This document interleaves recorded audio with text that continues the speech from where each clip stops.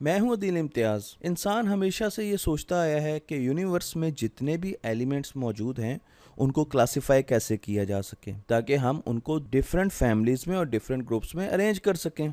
इसके लिए जो सबसे पहला कदम उठाया वो 1000 साल पहले अरब्स ने उठाया। उन्होंने एक ऐसा टेस्ट दिया जो आज भी हम अपनी लेबॉर्ट्रीज में इस्तेमाल करते हैं एलिमेंट्स को क्लासिफाई और उनको पहचानने के लिए।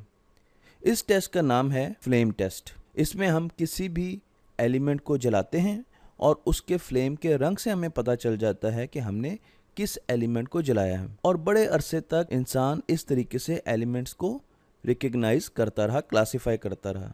पर इसमें एक कबाहत भी है, इसमें एक प्रॉब्लम भी है। और वो प्रॉब्लम ये है कि कुछ ऐसे एलिमेंट्स हैं जिनका फ्लेम एक जैसा होता है, एक कलर का होता है। मसलन अगर आप इस तस्वीर में देखें तो पोटाशियम और सीजियम, इनका फ्लेम एक कलर का है और कॉपर और बोरॉन का फ्लेम भी एक कलर का है। तो एक अगर ऐसा कंपाउंड है जिसमें पोटाशियम और सीजियम मौजूद हैं और उसमें आपको ऐसा फ्लेम नज़र आया तो ये कहना बहुत मुश्किल होगा आपके लिए कि क्या वो पोटाशियम की वजह से है या सीजियम की वजह से, अनलेस कि आप और केमिकल टेस्ट ना करें। इस टेस्ट की अपनी लिमिटेशंस थी। इसी वजह से साइंसदानों ने सोचा कि अब कोई और ऐसा टेस्ट किया जाए जिससे हम डिफरेंट एलिमेंट्स को पहचान सकें और उनको दूसरे एलिमेंट से डिस्टिंग्विश कर सकें, फ़र्क हम उनका पता कर सकें। और उसके लिए उन्होंने एक स्पेक्ट्रोमीटर बनाया। एक स्पेक्ट्रोमीटर की तस्वीर मैंने आपके सामने लगाई है। इसमें अगर आप देखें तो आपको एक फ्लेम नज़र आएगा। ये फ्लेम उस एलिमेंट का है जिसको हम परखना चाहते हैं, जिसको हम एनालाइज करना चाहते हैं। उसके आगे हमारे पास एक टेलीस्कोप है जिससे इसकी रोशनी प्रिज्म पर पड़ती है। प्रिज्म इसकी रोशनी को 7 रंगों में तोड़ देता है, ब्रेक कर देता है।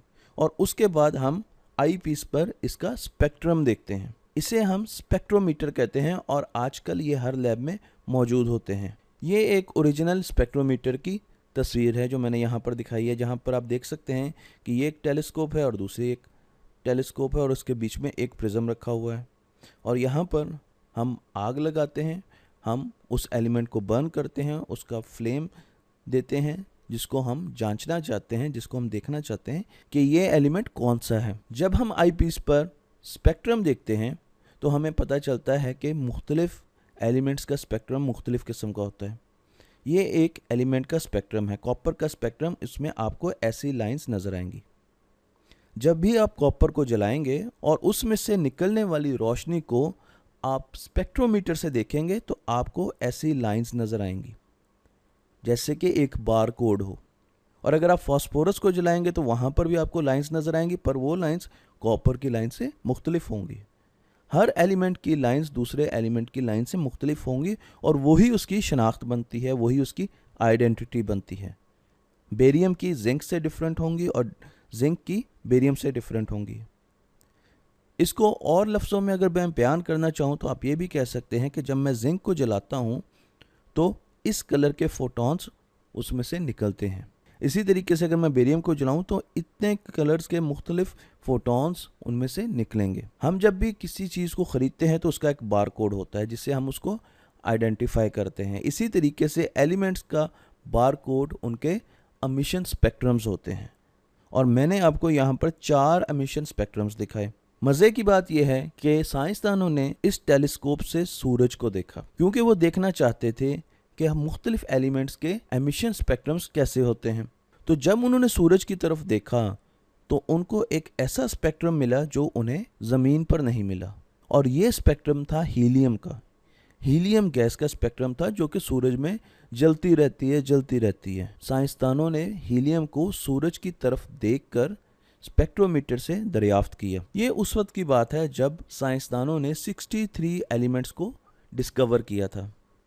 आज हमारे पास एलिमेंट्स की तादाद बहुत ज़्यादा है, पर यह वो वक्त है जब हमारे पास 63 यानी 63 एलिमेंट्स थे। साइंसदान सोच रहे थे कि इनको कैसे अरेंज किया जा सके ताकि हम इसको क्लासीफाई कर सकें। आज हमारे पास पीरियोडिक टेबल है, पर मैं आपको ये बताऊंगा कि पीरियोडिक टेबल मार्ज़ वजूद में कैसे आया।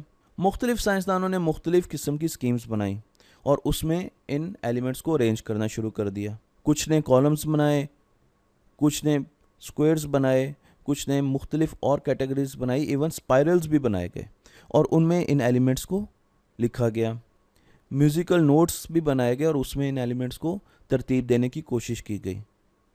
और इसी तरीके से ये सिलसिला चलता रहा जब तक कि मेंडलीव नहीं आया। मेंडलीव एक रशियन साइंटिस्ट था जो कि इन तमाम 63 एलिमेंट्स को अरेंज करना चाहता था और उनमें रिलेशनशिप्स को स्टडी करना चाहता था। मेंडलीव ये जानता था कि एलिमेंट्स की प्रॉपर्टीज कुछ अरसे बाद रिपीट होती हैं, इसलिए जो टेबल उसने हमें दिया उसे हम पीरियोडिक टेबल कहते हैं।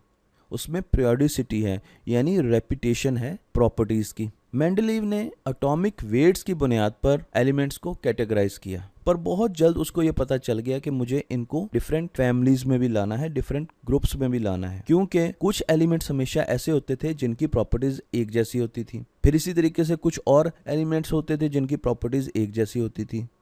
तो मेंडलीव के लिए सबसे पहला चैलेंज ये था कि वो एटॉमिक वेट्स को सामने रखते हुए कैसे इनको फैमिलीज में ऑर्गेनाइज कर सकता है। और बड़ा अरसा मुख्तलिफ कंस्टलेशन पर काम करते हुए वो कामयाब हुआ और उसने एक पीरियोडिक टेबल दिए। ये पहला पीरियोडिक टेबल था जिसमें आपको फैमिलीज वर्टिकल कॉलम्स में नज़र आ रही हैं।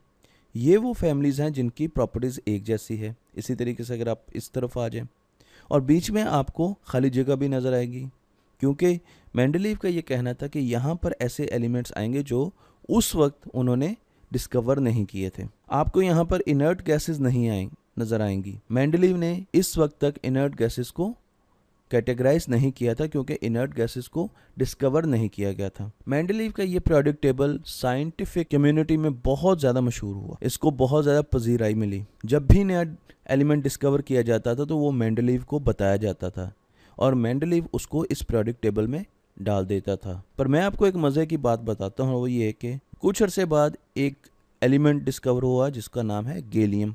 गैलियम को डिस्कवर करने वाले साइंटिस्ट ने मेंडलीव को ख़त भेजा और उनको रिक्वेस्ट की कि आप इसको पीरियोडिक टेबल में प्लेस करें। मेंडलीव ने जब गैलियम को पीरियोडिक टेबल में प्लेस करने की कोशिश की उन खाली जगहों पर जो उसने छोड़ी थी, तो गैलियम उसमें फिट नहीं आ रहा था और उसकी वजह इसकी डेंसिटी थी। उस साइंसदान ने इसकी डेंसिटी गलत कैलकुलेट की थी। मेंडलीव ने उनको ख़त लिखा कि आपने जो एलिमेंट मुझे भेजा है इसकी डेंसिटी गलत काउंट की गई है, आप अपने एक्सपेरिमेंट्स को दोबारा कीजिए। और जब उस साइंटिस्ट ने एक्सपेरिमेंट्स दोबारा किए तो मेंडलीव की बात बिल्कुल ठीक साबित हुई। हालांकि मेंडलीव ने कभी गैलियम को देखा नहीं था। मेंडलीव को पता था कि पीरियोडिक टेबल में प्रॉपर्टीज़ एक दूसरे से लिंक करती हैं और रिपीट करती हैं, और इसी तरीके से मेंडलीव पीरियोडिक टेबल में उसने गैलियम को प्लेस कर दिया। जब उसकी कैलकुलेशंस ठीक उसके पास आई तो उसकी एक्चुअल डेंसिटी जो थी वो 4.7 थी, जबकि उस साइंटिस्ट ने जो पहली मरतबा डेंसिटी कैलकुलेट की वो 5.9 थी, जो कि उसकी एक्सपेरिमेंटल एरर्स थे उसके कैलकुलेशंस में। अब कुछ अरसे बाद साइंटिस्ट ने आर्गॉन गैस को डिस्कवर किया और मेंडलीव को लिख के भेजा कि आर्गॉन गैस को प्लेस किया जाए। मेंडलीव के पास इनर्ट गैसेस का ग्रुप तो था नहीं, सो उसने ये मानने से इनकार कर दिया कि आर्गॉन भी कोई एलिमेंट है। पर बात आर्गॉन पर ही नहीं रुकी, नियॉन गैस भी डिस्कवर हुई और इसके साथ साथ इनर्ट गैसेस की पूरी फैमिली कुछ अरसे तक डिस्कवर होती चली गई। अब मेंडलीव को अपना पीरियोडिक टेबल को चेंज करना पड़ा और उसे एक और कॉलम, एक और फैमिली ऐड करनी पड़ी जिसे हम इनर्ट गैसेस कहते हैं। अभी भी बहुत से ऐसे खाली जगह हैं जो कि मेंडलीव समझता था कि उस पर काम होना बाकी है और ये एलिमेंट्स कभी ना कभी डिस्कवर होंगे, और वो बिल्कुल सही समझता था क्योंकि उसके इस ख्वाब को पूरा किया एक पोलिश साइंटिस्ट मैरी क्यूरी ने। मैरी क्यूरी पोलैंड से ताल्लुक़ रखती थी और ये वो वक्त था जब पोलैंड पर रशिया और जर्मनी ने कब्जा किया हुआ था। इनको अपना पीएचडी का थीसिस लिखना था, डॉक्टरेट की डिग्री लेनी थी और ये पहली खातून है जिन्होंने पीएचडी की। ये वो वक्त था जब एक्सरेज पर बहुत ज़्यादा काम हो रहा था। लोग एक्सरेज से बहुत ज़्यादा फैसिनेटेड थे और वो एक्सरेज पे बहुत ज़्यादा रिसर्च कर रहे थे। मैरी क्यूरी ऐसा काम नहीं करना चाहती थी जो कि सारी की सारी साइंटिफिक कम्युनिटी कर रही थी, और वो थी एक्सरेज पर रिसर्च, क्योंकि उनके ख्याल में वो इसमें बहुत कम डिस्कवरीज कर पाएंगी। तो उन्होंने एक ऐसा टॉपिक लिया जो कि बहुत ही ज़्यादा कम लोगों को पता था। 1 साल पहले की बात है कि हेनरी बेकरवेल जो कि एक फ्रेंच साइंटिस्ट थे, उन्होंने एक नई किस्म की प्रॉपर्टी डिस्कवर की यूरेनियम की, और उनका ये ख्याल था कि यूरेनियम से एक ख़ास किस्म की रेडिएशंस निकलती हैं जो कि पेपर में से पास होकर फोटोग्राफिक फिल्म पर इमेज बनाती हैं।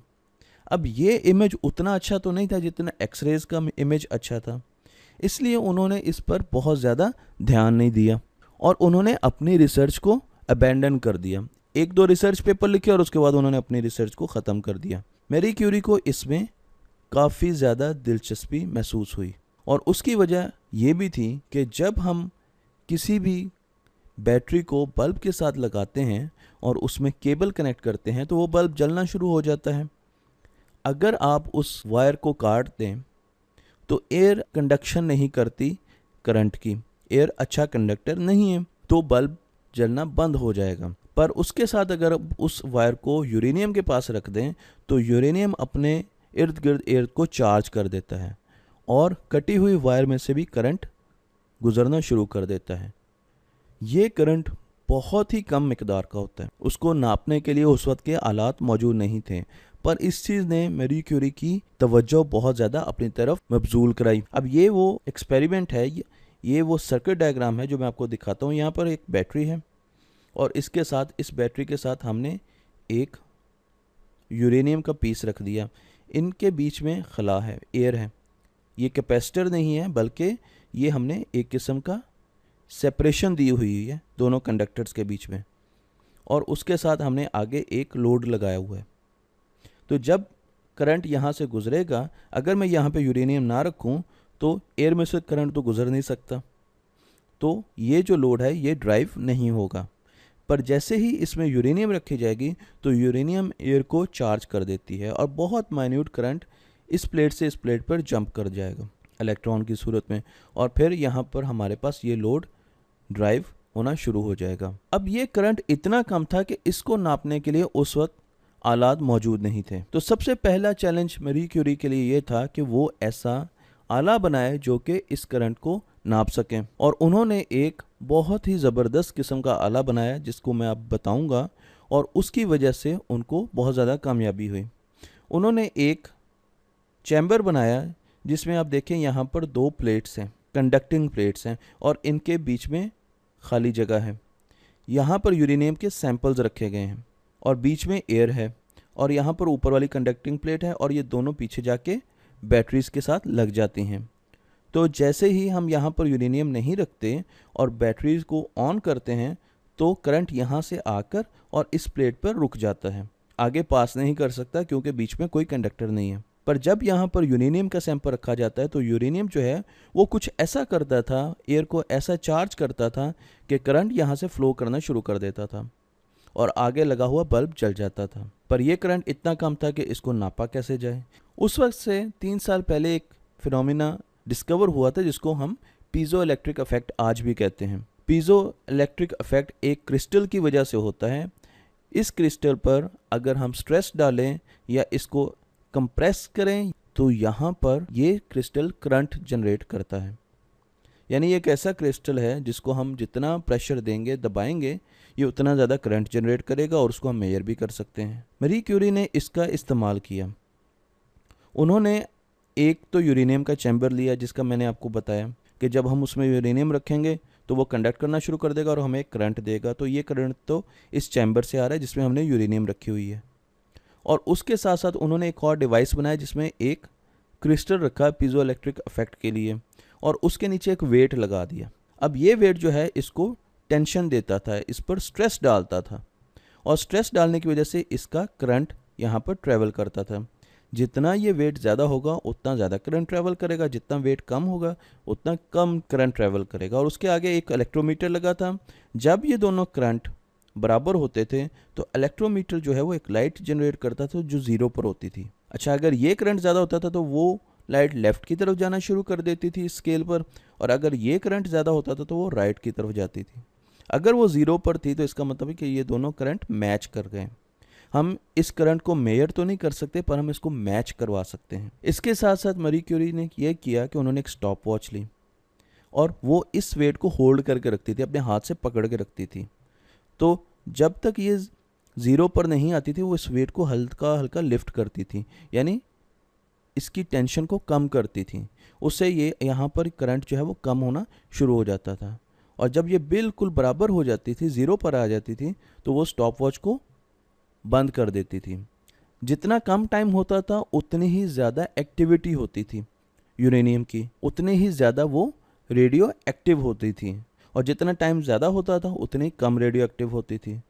तो इस पर उसने मुख्तलिफ़ किस्म के सैम्पल्स को जज करना शुरू कर दिया। उन्होंने मुख्तलिफ़ किस्म के एलिमेंट्स को इस टेस्ट से गुजारना शुरू किया, तो उनके लिए बड़ी हैरत हुई कि सिर्फ यूरेनियम ही ये खासियत नहीं है, बल्कि थोरियम एक ऐसा एलिमेंट है जिसमें अगेन यही खासियत है। और अगर आप उसको भी रखें तो उससे भी एयर एनर्जाइज होती थी और चार्ज होती थी, और उसमें से करंट प्रोड्यूस होना शुरू हो जाता था। करंट की मिकदार कम और ज़्यादा होती थी, पर करंट प्रोड्यूस होना शुरू हो जाता था। और यहाँ पर मैं आपको उनके ऑपरेटर्स की सही तस्वीर जो है वो दिखा रहा हूँ। तो मैरी क्यूरी ने बहुत ज़्यादा एलिमेंट्स को टेस्ट करना शुरू कर दिया, और उन्होंने इस प्रोसेस का नाम रखा रेडियो एक्टिविटी।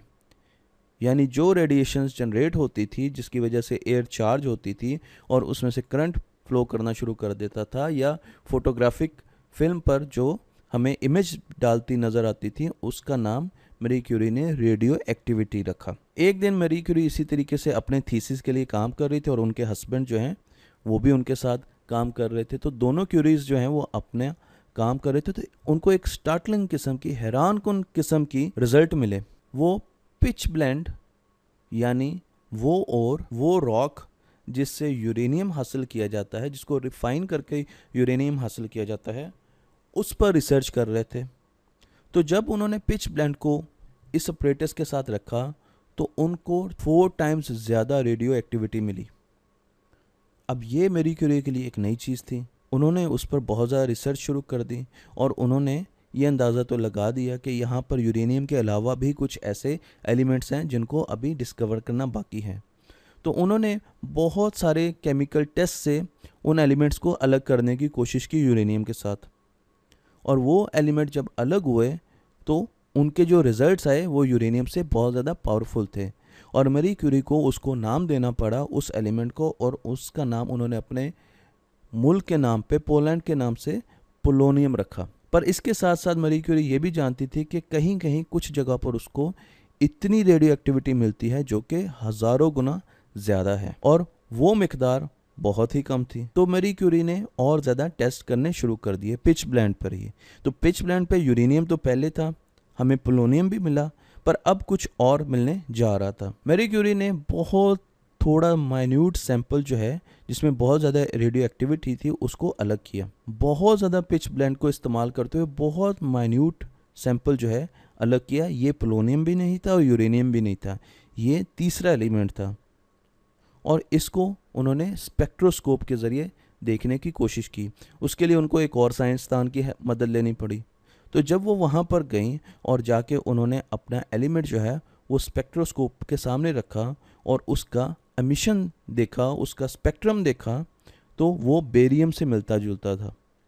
ये देखें, ये बेरियम का एमिशन स्पेक्ट्रम है और ये न्यू एलिमेंट का है, पर ये बेरियम नहीं था, बल्कि ये बेरियम से डिफरेंट एलिमेंट था, ये नया एलिमेंट था।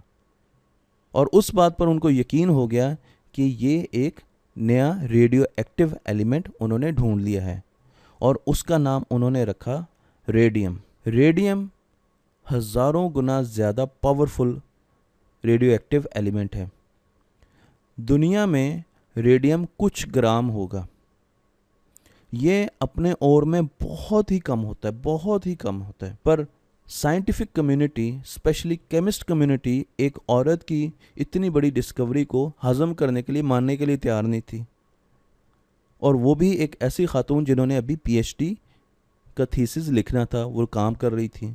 तो उनको बहुत ज़्यादा अहमियत नहीं दी गई, और मैरी क्यूरी को ये पता था कि जब तक वो फिज़िकली रेडियम को दिखाएंगी नहीं उस वक्त तक लोग मानेंगे नहीं। सो उन्होंने एक बहुत बड़ी जगह ली और वहाँ पर पिच ब्लेंड को प्रोसेस करना शुरू कर दिया।